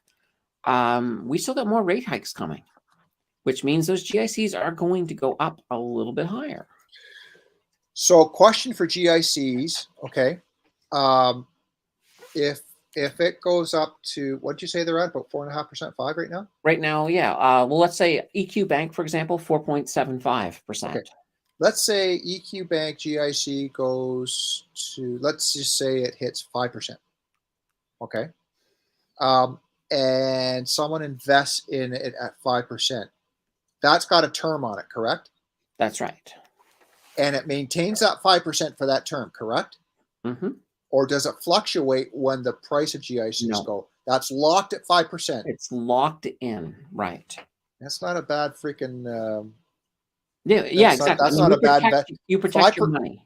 5 points in today's day and age, if you want to play it the conservative way, that's pretty dang good. But this is the only time that you can really take advantage of stuff like this while you've got the higher rates coming up. Because once these rates start to cut, then the bonds will start to come down again. Yeah. If you looked towards, let's say, just before the pandemic, GICs were offering like 2%, and they were really low. I mean, yeah. So you can see right now, and even if right now, even though we're starting to slow down a little bit in Canada, you're still probably looking at anywhere from probably another 5 and then maybe some 2 5s after that, basis points going up. So, by the beginning of the new year, you might be able to find something closer to 6%. So when you're thinking about 6%, if waiting a couple months gives you 6% instead of 5% now, you're better off to wait that couple months and grab that 6%. How long would you lock a GIC in for? Well, depending on how long you need it Don't for, need the money. Don't need the money. I would go with whichever. If I don't need the money, I go with whichever one's offering the highest rate at that moment in time. For how long? So usually, the longer you lock it in for, the higher you're going to get. So that's usual, but always check your bank. Some banks are a little bit different. Mm-hmm. But yeah, so sometimes, for example, if you don't need it for a long time and you lock it into a 10-year one, you might be able to get a much better deal than, for example, doing it for a 1-year one. There's also shorter term ones as well. Like if you want to lock it in for 3 months and that might be something to do. For example, if you're thinking, okay, if the rates are going to be up in 3 months, maybe I can lock one in now for 3 months, cash it out in 3 months, and then we'll see what rates I can get for a longer term one. So. Yep. I mean, I don't know if you follow any of the lottery or anything like that, but it was, what was it? This Lotto Max was up to like $70 million with like some ridiculous, whatever the lower number is of the whatever 30 million or what it was a lot of money that was up there. And you think about someone who won that $70 million was out west. He won it out west, and you think, someone thinks, they win all that money, they're going to buy a big house and stuff like that. And then where the danger comes is, you got that house, how are you going to pay for that house? You've got to take into consideration that you've got to take some of those millions invested in a vehicle that's 4 or 5% just to pay the yearly bills on that house. People don't get that. Yeah. Well, here's the thing. If you won $70 million, you'd want to, I would say, invest half of it. Oh, gotcha. If you were to invest half of it into some blue chip dividend stocks that are safe, the passive income coming back will support you for the rest of your life. Yep. And we're not talking like a small amount of passive income. Oh no. You could easily have a 6-figure salary in passive income coming back from that. So, but problem is, most people who do win the lottery, they have no idea. Nope. They just spend like there's no tomorrow. And then they get caught by taxes, property taxes, different expenses. And next thing you know, one day they're looking at their bank account and they're like, oh, we don't even have $1 million anymore. That just reminded me of something. There was something in, I think it was either the Daily Upside or the Morning Brew or something like that. And it was of a Chinese lottery winner. And he's getting presented the check, right? And he's in full costume because he did not want his identity known at all. And I thought, there's a first. This guy does not want anyone to know who he is. And I'm thinking, yeah, that's a risk you'd take too if you won like $70 million. It'd be like, everybody who ever knew you is going to come out of the woodwork. Tell you their woe is me stories. Like, yeah, that's where I changed my phone. You know what? I'd be changing my phone number, and I would be moving out of town somewhere and getting off the grid and becoming unlisted and off social media. I would totally disconnect just to avoid that and help out who I could help out. Yeah. Yeah. I mean, I'm not trying to say people shouldn't help other people out. I'm just saying there will be everybody who knows you. They'll want a piece of your pie. And, and even then, when it does come to helping people out, help yourself out first. Yep. Set up what you need to invest so that you don't have to work anymore, so that you can live comfortably the rest of your life, and you're still going to have a ton left over. Then you can start looking at some different philanthropy type things like charities and or just going out and having some fun with some kids or whatever. I mean, just we've got Nancy has friends like that who he is the CEO of a huge, I'm not going to say it, but a very, very big investment company. And he has made a considerable amount of money. I can't say, but he bought a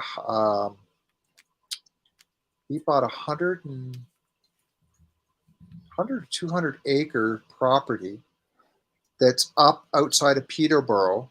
Mm-hmm. That's got ATV trails, walking trails, all this and that, and the purpose is that it goes out to auctions, it goes out to the silent auctions, and it's for people who have less and who are not. I don't know if it's not long for this world or whatever, but he uses it in that respect where it's like it's like Make-A-Wish Foundation where they fly the kids to Disney and stuff like that, but it's on this point where it's like you go and you get back to nature and just go out and chill and relax. All the food and everything's provided for you and all this and that. And that's how he gives back. And I thought, that's kind of cool. Oh, cool. He's also got a cottage or a house up in Southampton, which is south of Sauble, that he does the same sort of thing for. And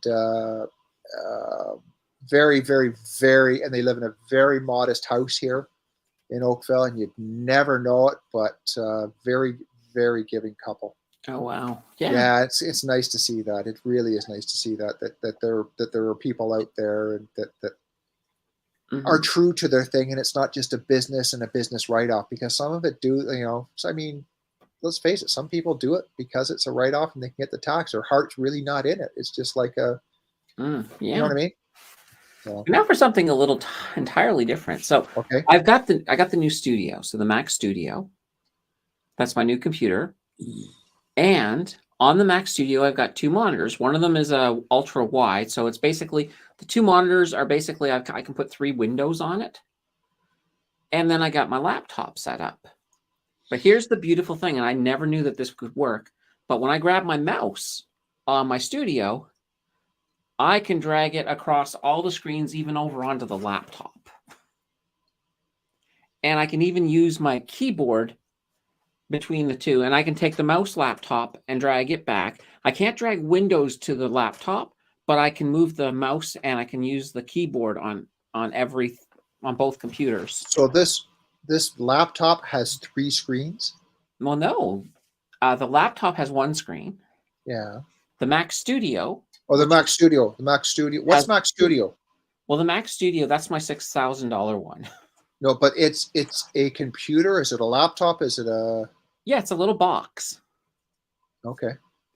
Well, here, let me show you. And it doesn't have. So this is the Mac Studio right there. Oh, it's just a box. Just a hard drive. Yeah.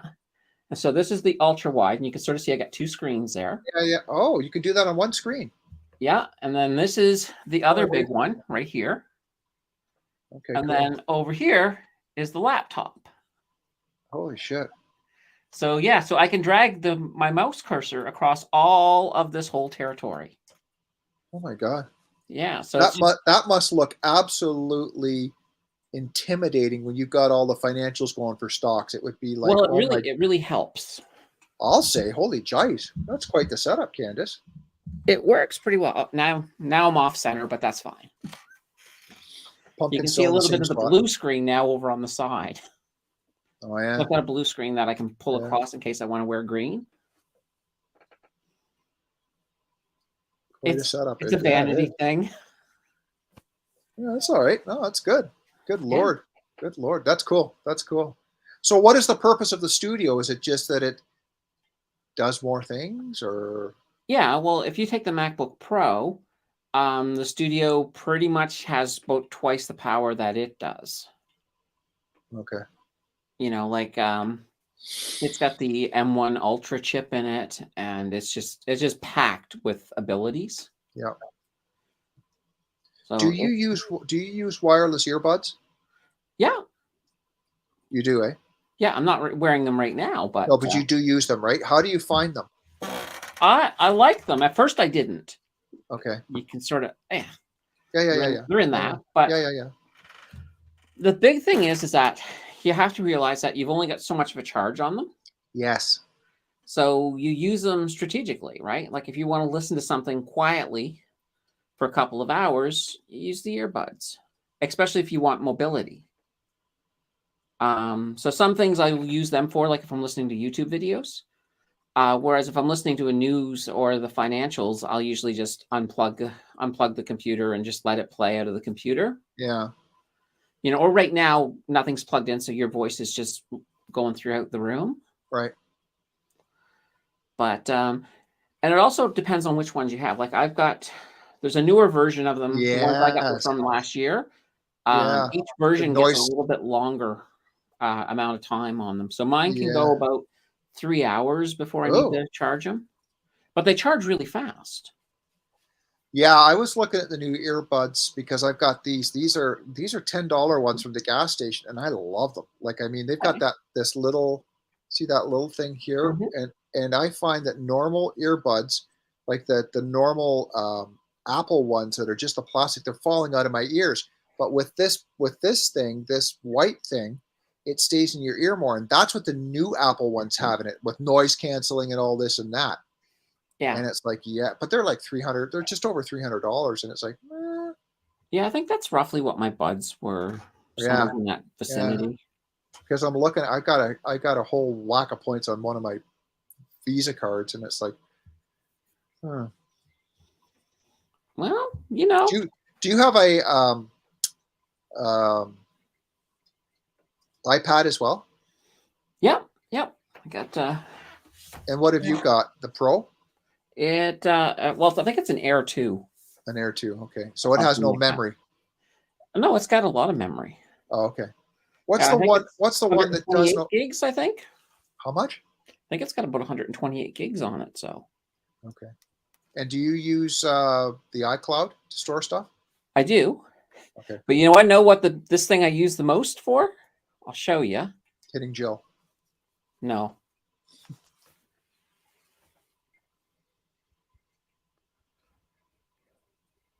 It's That back. there is the first paragraph of tomorrow's video, but it's backwards. Oh, you use it as a teleprompter.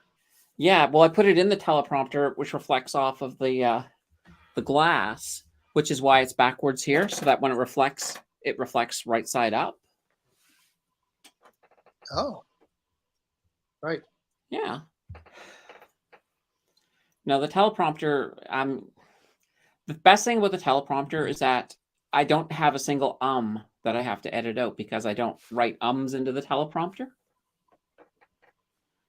So it does help with the editing, makes it go a little bit faster. How long does it take you to script something? It probably takes me about a couple of hours to script. Oh. Then usually the filming, believe it or not, the filming's the fastest part.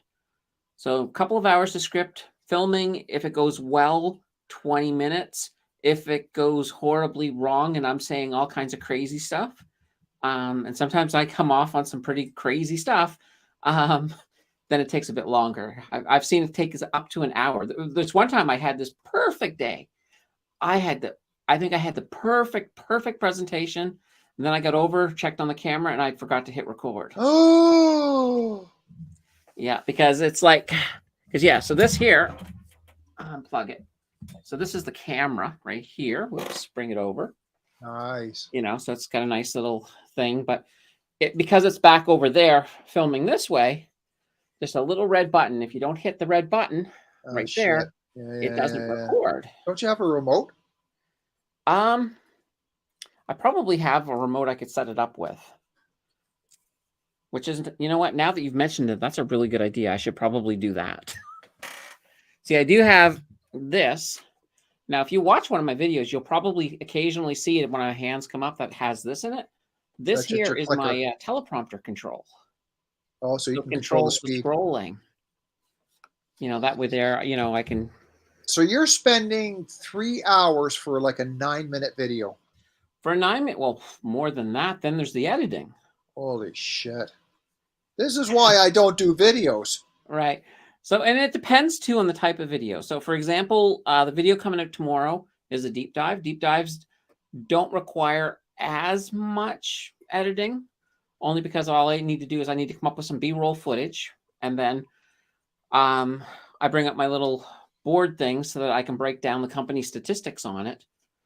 So that goes a little bit faster. Whereas my list videos, which are Monday videos, because there's usually more than one company, I got to change things up and they can take a little bit longer to editing. But the ones that take the longest actually are the Saturday videos because they're usually just something different outside of the normal ones that I've got a nice little system down for. So, you know, some time.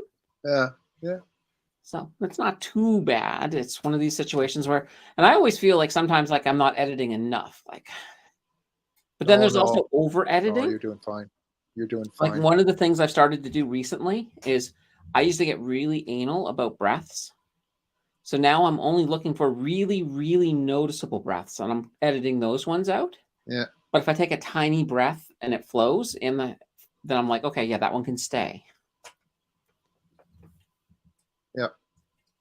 You know, That's and good. every so often too, I do that little like that wet, you know, sort of like if you ever listen to singers, they tend to wet their lips a little bit to keep them moist. Mhm. So it makes a little type sound.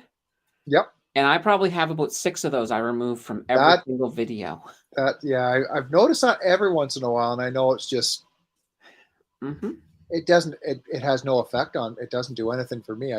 It's no, now that you say that, I know. So you never say you know to do those little things. It's like when I used to do furniture refinishing, I would finish a huge dining room table, and you know what I'd say? People come and go, "Oh my god, oh my god, oh my god," and I'd say, "You know what gave me the most hassle was this little thing in the center, eh?" I pointed out. You know what they'd see every time they walked into the room?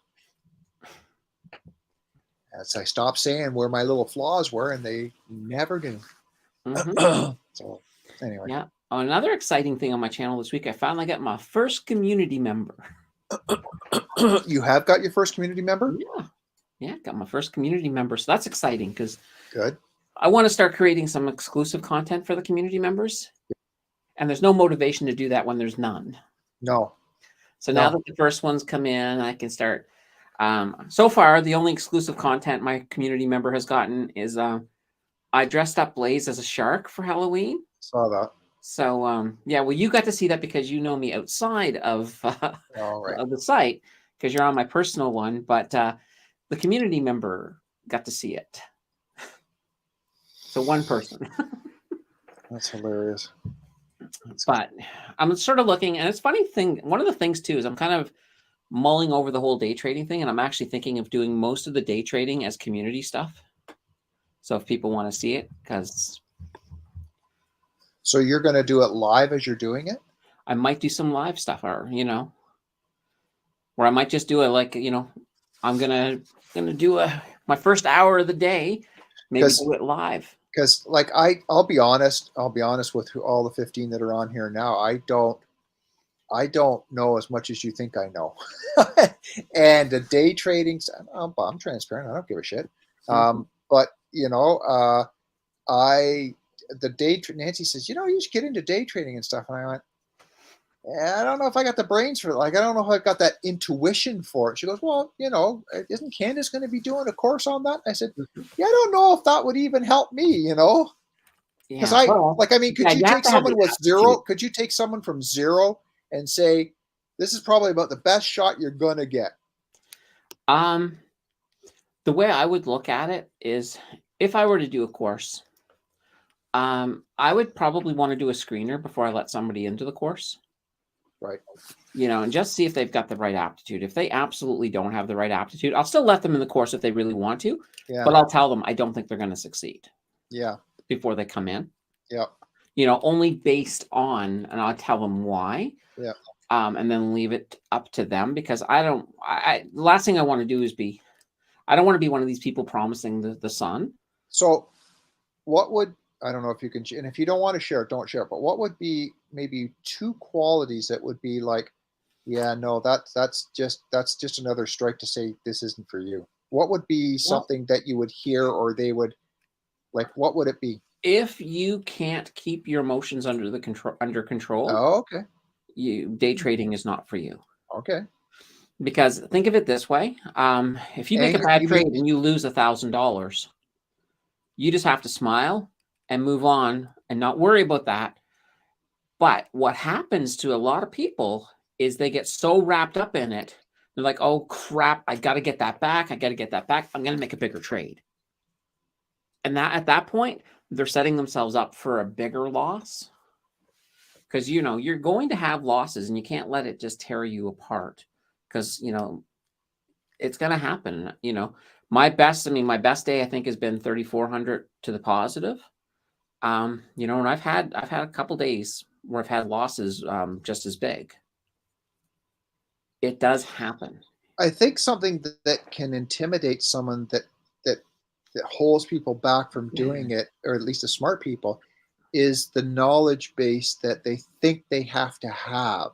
Yeah. Because they sit here, they watch someone like you, and they go, "I'm nowhere even close to a Candace." Well, no, and here's the thing: the And reality it's is, like, if you're starting off with a small amount of money too, you're not going to get these big returns. no, You have to sort of be prepared. Like if you've got $3,000 that you can trade with, for example, well, you're a good trade for you. You might make $5. Mhm. You know, but you want to be trying to do good trade after good trade after good trade, make 5, 10, 15, 20, 25.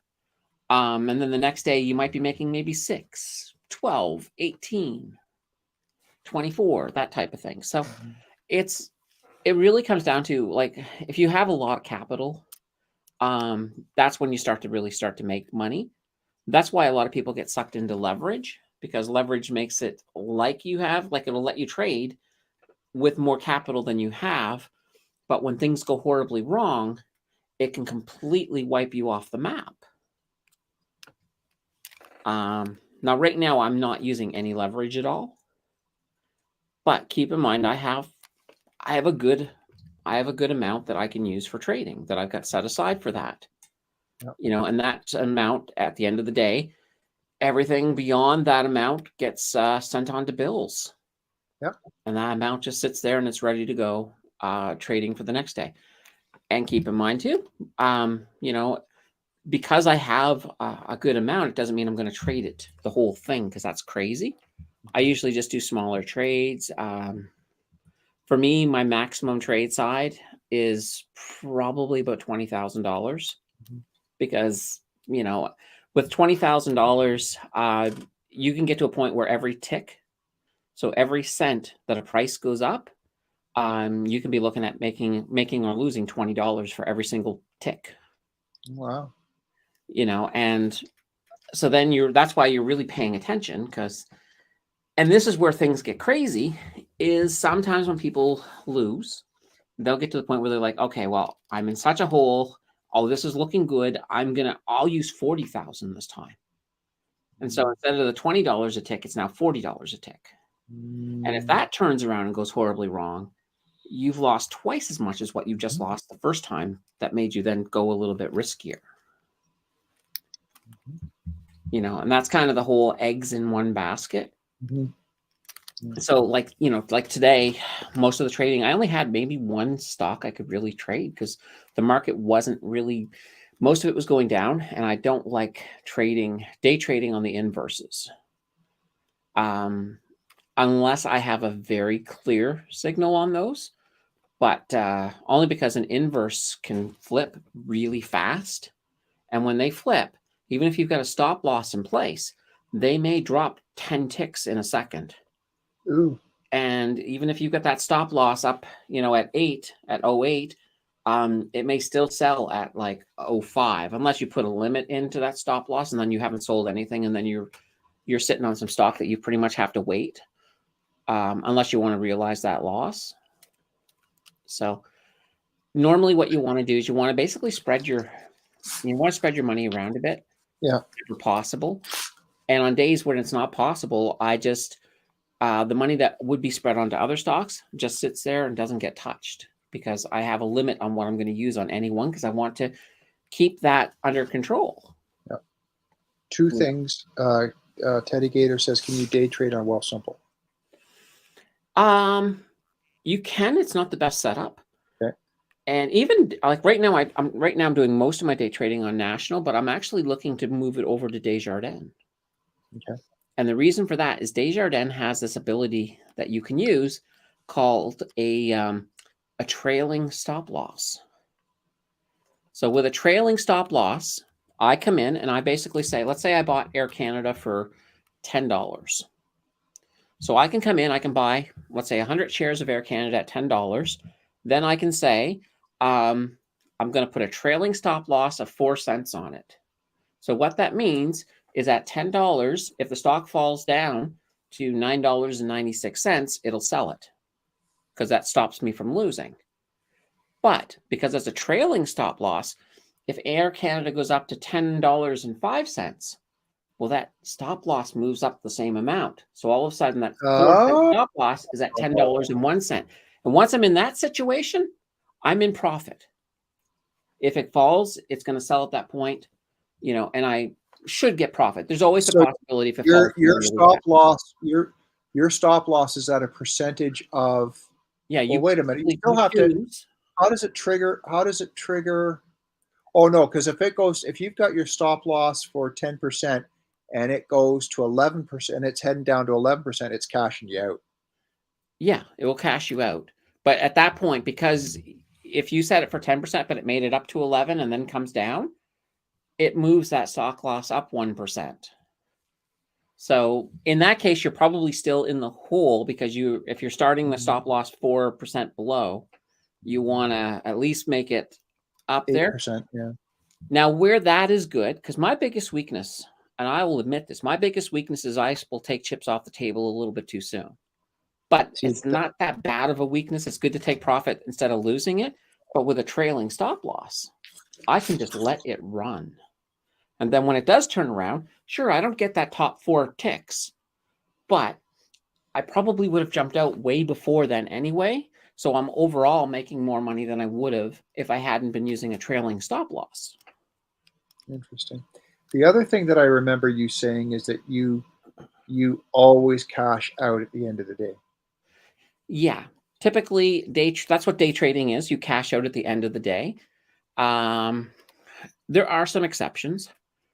So for example, well, a good example was the other day. It was the ex-dividend. It was the day before the ex-dividend date for HDIV. Mm-hmm. Or sorry, not HDIV. HDLD or HYLD. Sorry, HYLD. So that the Hamilton ETF. Now they have a 14% dividend. So the night before that, I put everything onto that stock because by doing that, it means in the middle of this month coming up, I'm getting about $1,400, so $1,400 in dividends from them. So then I had to then put it in, and I couldn't day trade that one day. I had to wait for my price to get back up because your price does drop when you do that. But by the end of the day, I hit my break-even point, and I sold. I was ready to go the next day, so it gave me a day off, pretty much. And plus, I got a big dividend payment coming because of it. I'm still invested in Canoe. Canoe is awesome. Yeah, still in Canoe. Love my Canoe. Yes, love my Canoe. Yeah, that was one of the better ones you've ever gave me. Favorite stocks. Put me on to and maybe look at. Yeah, that was good. No, it's good. I think I even got my brother-in-law. He looked at it and he went, "Oh, it's pretty good." I said, "Yeah, it's not doing me any one wrong." Of those stocks that it's like my most popular videos are my Canoe videos. So it's kind of like, well, like Ryan used to always say that for him, his popular video was his Air Canada video. Yep. So he tried to do an Air Canada video roughly every month or so. Yeah. So I'm trying to do a Canoe video, but I'm not going to do it every month or so. I need something to at least make sense for me to do. I'm not going to make one to say, hey, come watch this because you guys love Canoe and I want to get some AdSense. That'd be a funny title. But so for me, it's like the way they sort of separate it in YouTube when they do the groupings. So by page. So once my Canoe falls off that page, then at that point, I start looking to see, okay, is there an opportunity to do Canoe? Last time there was because of the report that came out on how they were going to handle the recession. So I was able to jump on that. And down the road somewhere, I would really like to get an interview with their fund manager.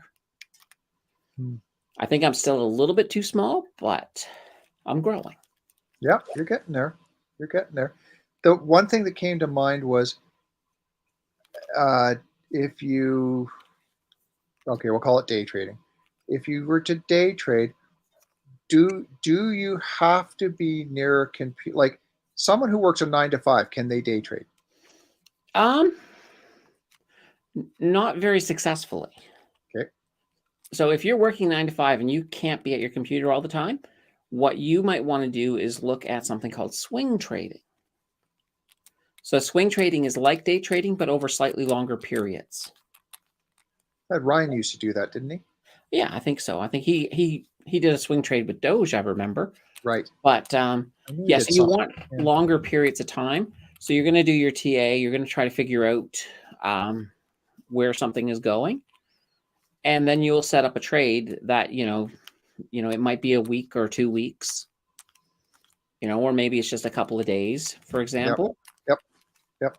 But yeah, that's kind of what I would recommend in that situation is swing trading.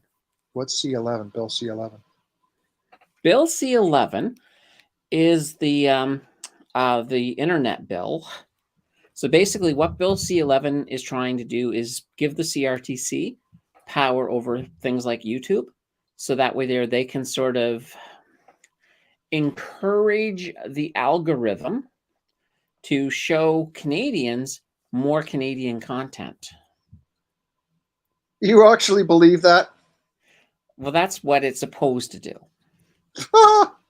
I know right now, Poilievre said when he gets in, he'll repeal it, but right now it's already made it through the second reading in the Senate. I don't know if they voted on the second reading yet or not, but it's pretty close to being a done deal.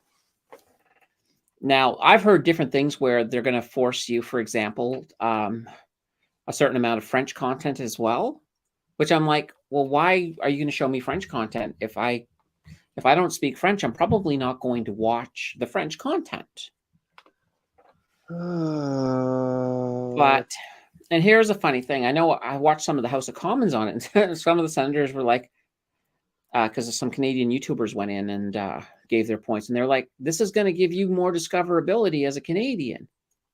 But I think it might, maybe it will, who knows?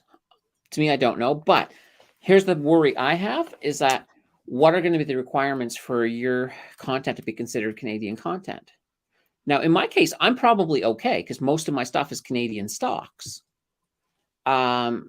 Though I did an American dividend video on Monday, so that probably wouldn't get the Canadian stamp of approval. And how will they determine if it's Canadian content? Do I have to apply for every video? So I think they need to really figure that out. It'll be similar to a radio station. Probably will be. They'll use the guidelines for that. Yeah, like so, 40% and that's fine. or And 50%. what I will do is every video, maybe I'll have a C11 moment where I quickly bring up a picture of a beaver or something. Or you do a stock comparison or somehow do a comparison to the stock equivalent in Canadian on the TSX. I would say, probably 85% of my content is pure Canada. Yeah. So I don't think I'm going to have too much of an issue with it. But where this could be the worst part, it's like I said, as a viewer, being forced to, watch Canadian content. I like the idea where if Canadian content is good, then watch it. Don't watch it because they just fill your feed with it and you've got nothing else to click on. Either that or you're going to see people up here start using VPNs more, to get around it. I've got a VPN, so. Oh, do you? Yeah. Oh, yeah, you got to have a VPN. Who do you use? Well, sometimes I like to peruse content, for example, that's not available. What VPN provider do you use? Oh, I'm using this little free one. It's called VP. So I think it's like VPEEN. Okay. It's just a Chrome attachment, so I have it on Chrome. Okay. So if I want to, for example, if I get a movie trailer that can't be viewed from my country, I pull up the VPN and turn it on, and voila, I'm now in the States and I can watch the movie trailer. Oh. Yeah. So that would be, that's the only thing I'm going to admit that I use it for. There's probably other things I could be using it for, or there may not be, because I'm very law-abiding. Yes, you are. So. Yes, you are. Right. Now, Paulo, I noticed he mentioned something that says it feels like gambling. If you don't know what you're doing, day trading is 100% gambling. Oh, sure. But if you understand technical analysis and you understand the way your assets move and you use stop losses, it's much less that, because you're going to lose. You will lose on average, about 40% of your trades are going to be losers. But you want to make sure that your loss you've got it set up so your loss is going to be smaller than your gains, and then that's the way that you'll end up in the end. Yeah. Yeah. There we go. So that was a good little comment from Apollo there. All right, and Dave D, here's quite literally, this is all you have to do for what you're mentioning, because he was mentioning that someone told him that you can buy dividend stocks a few days before. You mentioned that before, didn't you? So here's the thing. The way it works is whoever's name is on the day of record gets the dividend. So what the exchanges do is the ex-dividend day is not made by the stock. It's actually made by the exchanges to basically show you when you have to have your name on it by to get onto that day of record. So for about 99% of the stocks out there, if you buy them before close, the day before the ex-dividend day, so that way there, when the market opens on the ex-dividend day, you hold those shares. That there gives you enough time so that your name is on them on the day of record. And quite literally, as long as when that bell rings, your name is there, you're good. You don't have to hold them the whole day. You can sell them like right away, but you probably don't want to, because those stocks will drop in price because it takes into account that dividend coming out of the company. So it lowers the market cap, thus it lowers the price of the dividend or the dividend of the stock. But most companies like this, they'll start to go back up. And this is why you research companies that you do this to. Like, take a look at their previous ex-dividend days and see how quickly it took them to rebound. And if it takes them a week to rebound every time, they're probably not a stock you want to do that with.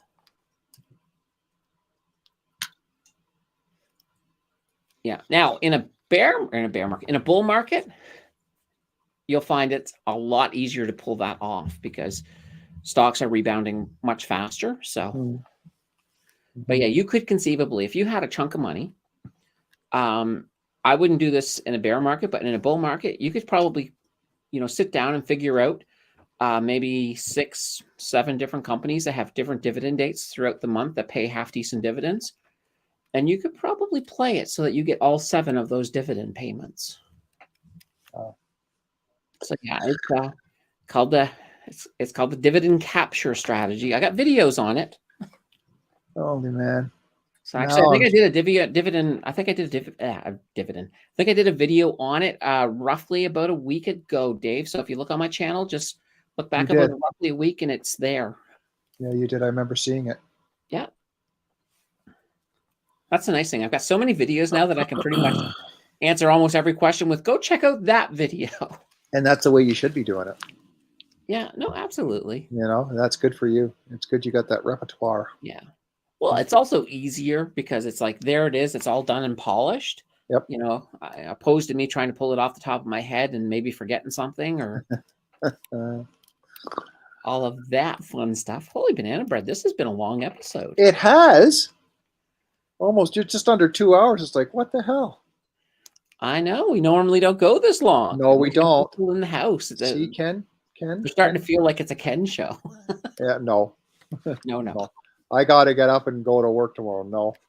I know. I'm off to, where am I off to? I'm off to Woodstock, and then I'm off, which means nothing to you guys, unless you know the area. Woodstock, and then I'm off to Dunnville. I don't know where they are, but I think they're in Ontario. Yeah, Woodstock is on your way to London. Okay. I have a client who's an OPP officer.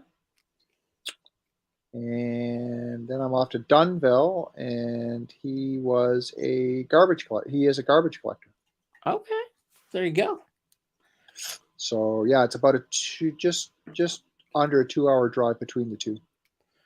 Yeah, and I'll be in the car tomorrow morning at 10:15. There you go. Learning more driving stuff. Did you tell him you knew me and who I was? Yeah, he knew the other instructor. From Canada's Worst Driver, apparently some other guy. Steve? That was his name? I don't know if it was Steve something or something. Oh, Scott. Or Scott, that's the one, yeah. Scott was on seasons 1, 2, and 3. Yeah, the reason he knows Scott is because Scott's still with Young Drivers, and he's head of their training. Oh, that's probably why. Scott Marshall, yeah. Yeah, I think in the actual classroom work, they made me read a bunch of essays from Scott, too. So it's like... Oh, Jesus. No, they didn't. Oh, yeah, they do. From it, they pull it from his blog. His Safe driving driver. blog. Safe driver. Yeah. Really? Yeah, and they're terrible too because they got a timer on it. So the timer is like 120 minutes, and then it takes you about 60 seconds to, or sorry, 120 seconds, and it takes you about 60 seconds or so to read it. And then you have to sit there and twiddle your thumb for like 15 seconds, 15, 20 seconds while you're waiting for the timer to let you advance to the next page. I know. It's just one of those things. What can you say? Anyway, you got the usual coming up. You got the Saturday. Well, tomorrow actually, I got XEG coming up. Deep dive on XEG tomorrow. XEG, my favorite energy ETF. So okay, all right. You know, check that one out. I will. And then Saturday, I was gonna do a banking video, but I might just put that information on the live stream because somebody wants me to do buying the dip versus DCA. So I might do that on Saturday. Oh, okay. Apparently, there's two camps. That's not a live Saturday. Sundays are live, right? That's right. Sundays are the live ones. Good, because we're doing stuff for the mother. I'm doing stuff for my mother-in-law on Saturday. It's like, shit, how am I going to do that? But okay. Yeah. Good. So no, I do. That will be of interest to me because I am still DCing ACE since January 1st into my Shakepay for my Bitcoin. I'll give you an update to say I'm at 1/10 of a Bitcoin. Ooh, there you go. Yeah. So, yep. That'll look good when Bitcoin someday recovers. Yeah. Well, patience. And for those of you who's tuning in, you can always get the freaking Oracle on the Friday night and Saturday night. Mind you, he didn't have a Saturday night one this week for some unknown reason, but you have to ask him about that because I don't even know the answer to that. Maybe he had a case of the booze. Maybe. With Halloween. Maybe. Yeah. But anyway, thank you everyone for tuning in. Thank you, Candace, so much for your help, and it was fun. What I'm here for, right? Yeah. And folks, we will see you same time, same. Do you know what? I'm going to be by myself again next week too. Well, I'll be here. Well, no, I didn't mean. I'm sorry, I didn't mean it that way. But yeah, damn it, she's going to be back in Montreal. Yeah. Yeah, and here was a funny thing. A young driver sent me a schedule change today, and they're like, we want to change next Wednesday's class to 5:30. And I just sent them an email back saying, nope, can't do that. I got commitments Wednesday night. Yeah. No. So I told them, reschedule it for a Thursday, please. So hopefully they can do that. So I may not have to do driving lessons next week if there's no openings on Thursday. Right. Well, you never know. See what happens. Anyway, folks, thanks for tuning in. Stay safe, and we will see you next week. Absolutely. Good night, everybody. Good night, everyone. Hit the end.